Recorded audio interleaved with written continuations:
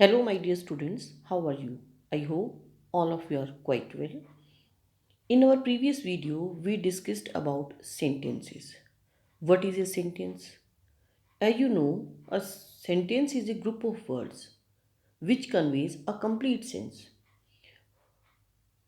To make a sentence, to clarify its meaning, we need to follow a particular word order. एक sentence बेटा तभी meaningful होता है जब वो एक प्रॉपर वर्ड ऑर्डर को फॉलो करता है. And what is this word order? I discussed it in our previous video.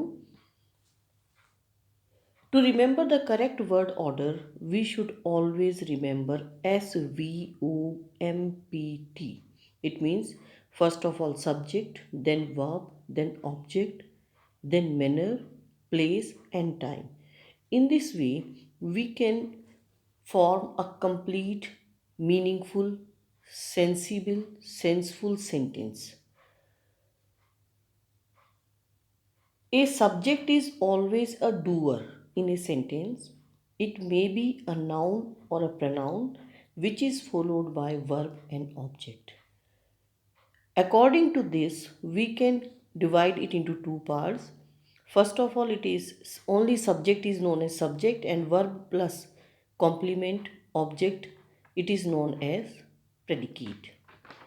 Today, I am going to discuss about types of sentences और forms of sentences. जो हमारे sentences होते हैं उनकी कौन कौन सी types होती है और according to formation वो कितने तरह के होते हैं, उनकी कितनी forms होती हैं. First of all, we will study about assertive sentences. बेटा जो assertive sentence हैं they are also known as affirmative sentences, declarative or statement sentences. We can also say them positive sentences. हम इन्हें positive भी कह सकते हैं. Because assertive, affirmative, it means they give affirmation. हाँ में रिस्पॉन्स देते हैं. यस, पॉजिटिव सेंटेंस होते हैं इसीलिए पॉजिटिव रिस्पॉन्स देते हैं. एक स्टेटमेंट को डिक्लेयर करते हैं, अनाउंस करते हैं कोई बात. That is why these are known as assertive, affirmative, declarative or statement sentence.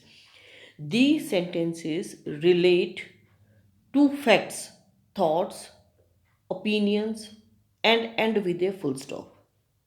जो ये सेंटेंसेस होते हैं बेटा रिलेट, यहाँ एस नहीं आएगा बेटा, रिलेट टू फैक्ट्स. ये फैक्ट्स को बताते हैं, थॉट्स को बताते हैं, ओपिनियंस को, and and with a full stop. और इनके लास्ट में जब सेंटेंस कंप्लीट होता है तो पंक्चुएशन मार्क जो आता है वो फुल स्टॉप होता है. For example, I am an intelligent student.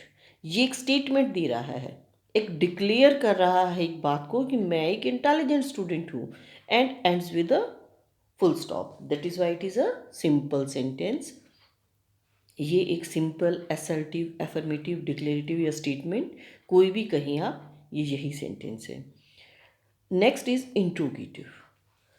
Interrogative sentences ask a question. ये वो सेंटेंस होते हैं जो एक क्वेश्चन पूछते हैं, ends with a question mark, और इनको ख़त्म करते हैं तो कौन सा पंक्चुएशन मार्क आएगा?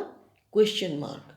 बेटा जो इंटेरोगेटिव सेंटेंसेस होते हैं ये या तो WH फैमिली से शुरू होते हैं या हेल्पिंग वर्ब से शुरू होते हैं.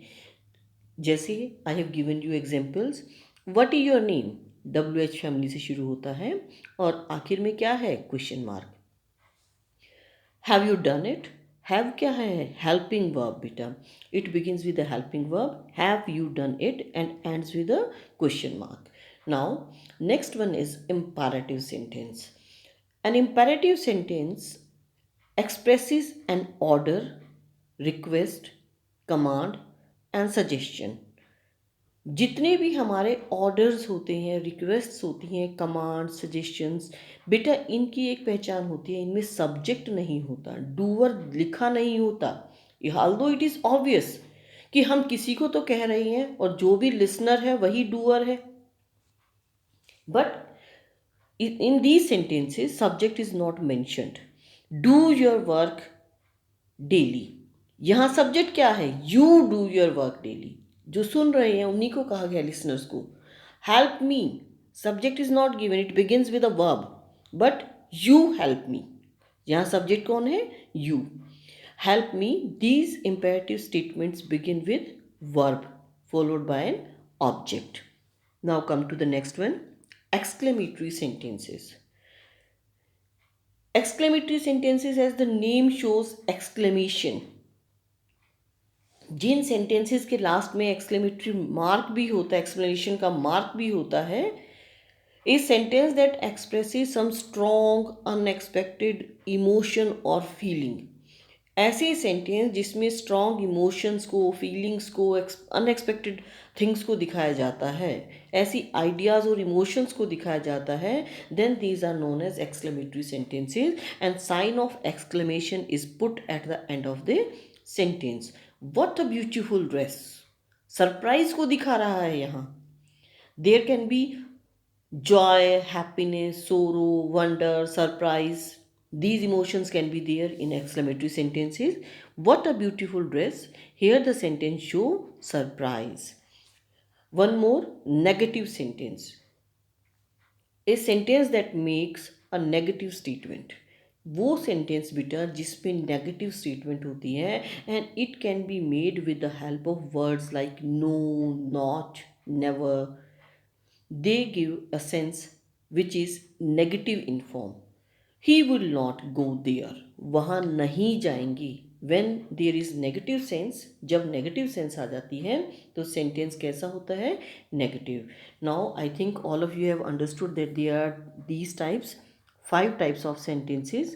First is assertive, then interrogative, then imperative, exclamatory, and last one is negative sentence. Now let's move forward. I am going to tell you about sentence structure. Structure क्या होता है कि सेंटेंस किस चीज़ से बनता है? सब्जेक्ट, वर्ब, ऑब्जेक्ट, मेन, जो 3 चीज़ें बेटा हमारी एक सेंटेंस की फॉर्मेशन के लिए। अब अकॉर्डिंग टू स्ट्रक्चर हम एक सेंटेंस को अलग अलग पार्ट्स में डिवाइड करते हैं। बेटा सेंटेंसेस को स्ट्रक्चर के अकॉर्डिंगली डिवाइड करने के लिए first of all we should know about clause. हमें क्लॉज के बारे में थोड़ी सी जानकारी होनी चाहिए। क्लॉजेस क्या होते हैं? Mainly these are of 2 types. Clause जो होते हैं बेटा जनरली 2 तरह के होते हैं। One is independent clause, as the name signifies, जैसा कि नाम से ही पता चल रहा है, इंडिपेंडेंट, जो डिपेंड ना करे, जो अपने आप में कंप्लीट हो, जो अपने आप में एक कंप्लीट सेंस प्रोवाइड करे।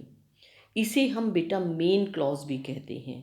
Independent clause is also known as main clause and it conveys a complete sense by itself. इसे अपना मीनिंग कंप्लीट करने के लिए किसी की रिक्वायरमेंट नहीं होती है।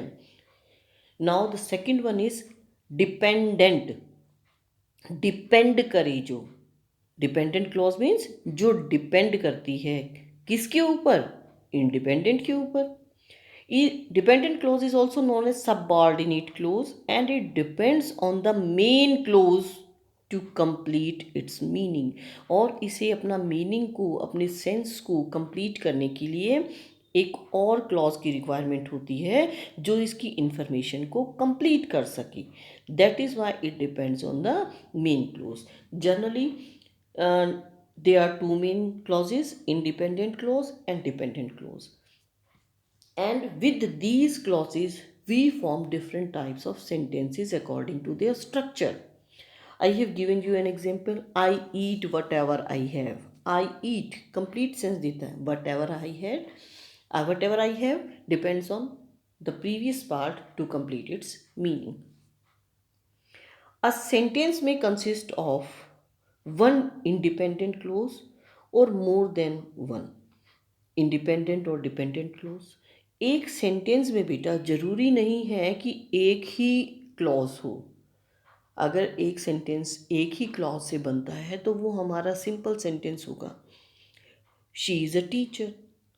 लेकिन जब एक सेंटेंस में एक इंडिपेंडेंट, 2 इंडिपेंडेंट या डिपेंडेंट क्लॉज एक या एक से ज़्यादा आ जाती हैं, देन वो एक सेंटेंस बनाता है और इस तरह की जो स्ट्रक्चर्स वाले सेंटेंस होते हैं बेटा, उनको हम अलग अलग 4 पार्ट्स में डिवाइड करते हैं according to their structure. Structure के अकॉर्डिंगली सेंटेंस की 4 डिफरेंट फॉर्म्स होती हैं। Now I am going to tell you about these. According to the structure of the sentence, these can be divided into 4 types. First is simple sentence. Simple sentence वो sentence होते हैं बेटा जिसमें सिर्फ एक independent clause होती है and it gives complete meaning. इसे किसी की रिक्वायरमेंट नहीं होती, it gives meaning bye its own, अपने आप से ये मीनिंग को कंप्लीट करती है। This type of sentence has a subject, verb and an object. For example, I bought a new dress. She or he reads newspaper daily. यहाँ subject भी है, वर्ब भी है, ऑब्जेक्ट भी है, and these sentences give complete sense, complete meaning to the reader. Complete meaning देते हैं पढ़ने वाले को। Now the second one is compound sentence. Compound sentence जो होते हैं बेटा, दे कंसिस्ट ऑफ 2 और more independent clauses.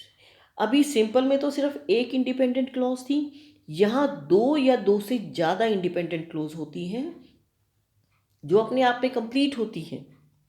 And these two are joined with coordinating conjunctions. इनको हम कोऑर्डिनेटिंग कंजंक्शंस को यूज़ करके ही कंप्लीट आपस में लिंक करते हैं, जोड़ देते हैं, ज्वाइन कर देते हैं। Compound sentence, it consist of 2 और मोर इंडिपेंडेंट क्लॉजेस। पहली बात क्या याद रखेंगे कि 2 या 2 से ज़्यादा इंडिपेंडेंट क्लॉजेस होती हैं and these two are joined with coordinating conjunctions. इनको कैसे ज्वाइन किया गया है? Coordinating conjunction. We have already discussed about conjunctions in our previous videos. उनके लिए एक एक्रोनिम था याद रखने के लिए, फैन बॉयज। अब यहाँ क्या है? Look here, I have written it in red. Subject, verb, object हमारा एक सेंटेंस है। अगेन एक और सेंटेंस सब्जेक्ट, वर्ब, ऑब्जेक्ट है और इसे जोड़ दिया है हमने फैन बॉयज वाली कंजंक्शन से। As you know fan boys, for, and, nor, but, or, yet, so, these are coordinating conjunctions.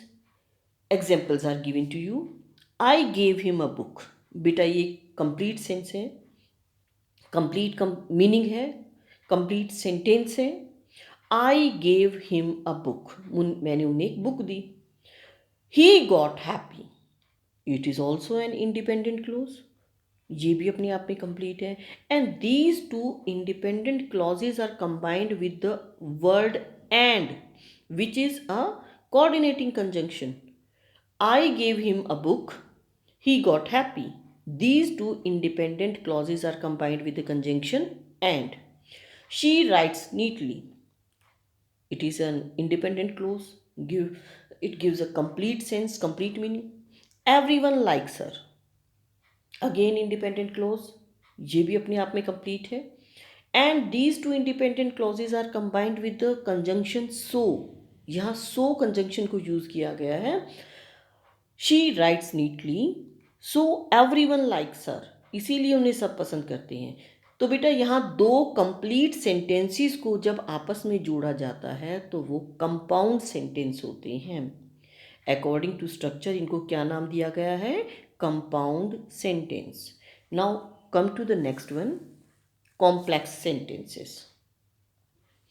Complex नाम से ही पता चलता है उलझा हुआ, जो कॉम्प्लेक्स हो, जो डिफ़िकल्ट हो। कैसे डिफ़िकल्ट है?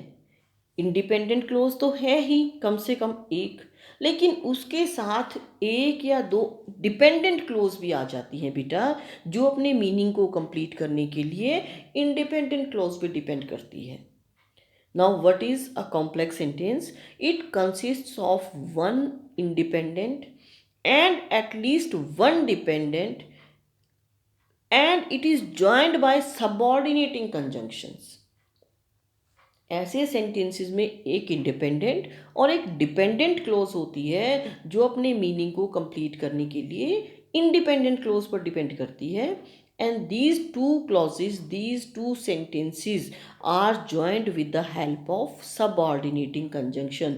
इन दोनों पार्ट्स को subordinating conjunctions की हेल्प से जोड़ा जाता है। She is reading a book.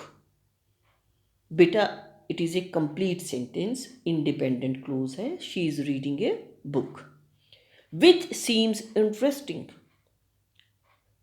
ये अपना मीनिंग क्या इंटरेस्टिंग है, ये जानने के लिए हमें फर्स्ट पार्ट पर जाना पड़ेगा वापस, वो book. That is why it is not complete in itself, क्योंकि इसे अपना मीनिंग कंप्लीट करने के लिए किसकी रिक्वायरमेंट है, पहले वाले सेंटेंस की। That is why it is dependent clause. यहाँ एक इंडिपेंडेंट क्लॉज, एक independent clause, and these two are joined with the help of relative pronoun. जो कॉम्प्लेक्स सेंटेंसेस होते हैं बेटा, these are combined with the help of subordinate conjunctions और relative pronouns. One more thing to remember, अब इसमें बेटा एक और चीज़ आपको याद रखनी है।